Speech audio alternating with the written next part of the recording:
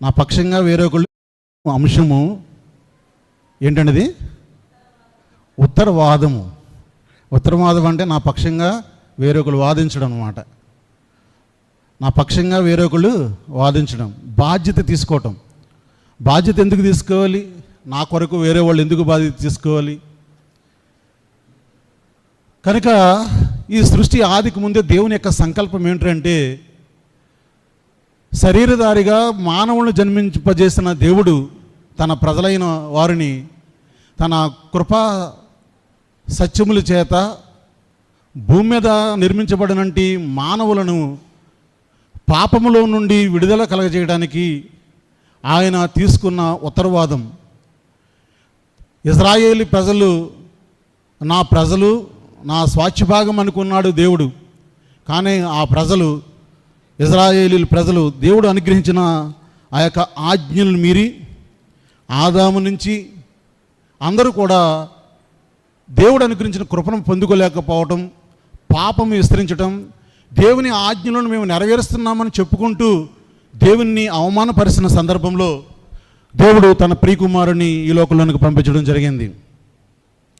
అయితే ఆ ప్రియకుమారుడి ద్వారా దేవుని యొక్క సంకల్పం ఈ భూమి మీద నెరవేర్చాలని దేవుడు తన ప్రియకుమారుడైన యేసుక్రీస్తుని కృపా సత్య సంపూర్ణుడిగా శరీరధారిగా ఈ భూమి మీదకి పంపించడం జరిగింది.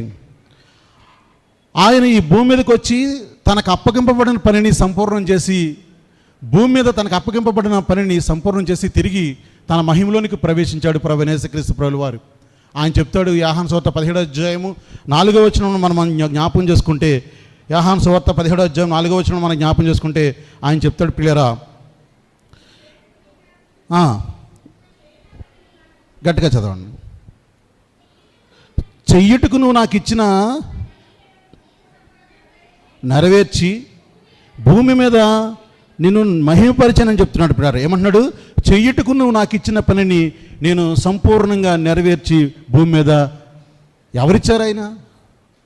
జ్ఞాపకం చేసుకుంటే యోహాను సువార్త 19వ అధ్యాయము 30వ వచనంలో అన్నాడు, యేసు సిరకు పుచ్చుకుని సమాప్తమైంది అని చెప్పి ఆత్మను అప్పగించును. ఏ ఆత్మను అప్పగించారు ఆయన? దేన్ని సమాప్తం చేశాడంటే, యేసుక్రీస్తు ప్రభుల వారు ఈ భూలోకంలోనికి వచ్చి తనకు అప్పగింపబడిన పనిని సంపూర్ణంగా నెరవేర్చి దాన్ని సమాప్తం చేశాడు. అంతేకాదు, తల వంచి ఆత్మను అప్పగించాడు. ఆత్మ అంటే ఆయన ఏదో మరణంలో జీవంలో నుంచి ఆ జీవం పోవడం ఆత్మ కాదు. యేసుక్రీస్తు ప్రభుల వారికి తండ్రి అయిన దేవుడు ఆత్మను అనుగ్రహించాడు. అందుకనే ఆయన ఈ భూమి మీద అప్పగింపబడిన పనిని నెరవేర్చడానికి దేవుడు ప్రభువైన యేసుక్రీస్తుకి ఇచ్చింది ఏమిటారా అంటే, ఏమిచ్చాడు ఆయన? ఏమిచ్చాడండి? ఆత్మనిచ్చాడు. అందుకనే మనము యెషయా గ్రంథం ఒకసారి మనం జ్ఞాపం చేసుకుందాం. యెషయా గ్రంథము 42వ వచనం చూస్తే అక్కడ లేఖనాల్లో ఉన్న దేవుడు చెప్తుంటాడు. ఏమని చెప్తున్నాడో చూద్దాం. యెషయా గ్రంథం 42వ అధ్యాయము 1వ వచనంలో, ఇదిగో నేను ఆదుకును నా సేవకుడు, నేను ఏర్పరచుకున్న వాడు, నా ప్రాణమునకు ప్రియుడు, అతని యందు నా ఆత్మను ఉంచి ఉన్నాను.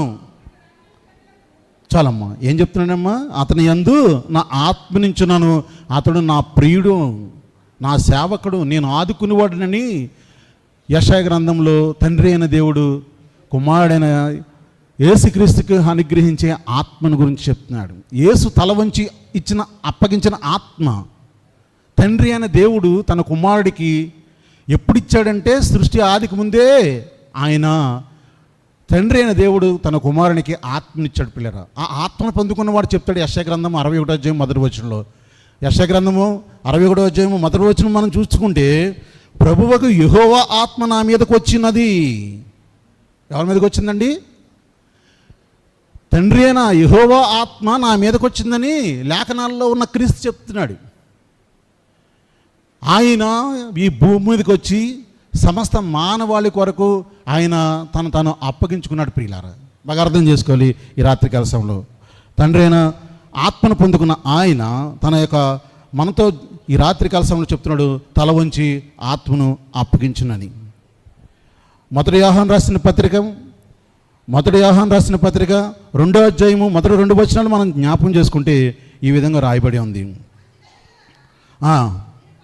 మీరు పాపము చేయకుండుటకై ఈ సంగతులు రాయిచున్నాను. ఎవడైనను పాపము చేసిన యెడల నీతిమంతుడైన యేసుక్రీస్తు అను ఉత్తరవాది మనకున్నాడు. ఎవరున్నారండి? ఎవడైనను పాపం చేసిన యెడల, కాబట్టి ఆ పాపం చేసిన యెడల పరలోకంలో ఎవరున్నారు? ఉత్తరవాది ఉన్నాడు. ఇప్పుడు ప్రభువైన యేసుక్రీస్తు 2000 సంవత్సరాలకు పూర్వం ఈ భూమి మీదకి వచ్చి ఆయనకు అప్పగింపబడిన పనిని సంపూర్ణం చేసి సమాప్తమైందని చెప్పి తల వంచి ఆత్మను అప్పగించిన తర్వాత ఆయన ఏం చేశాడు?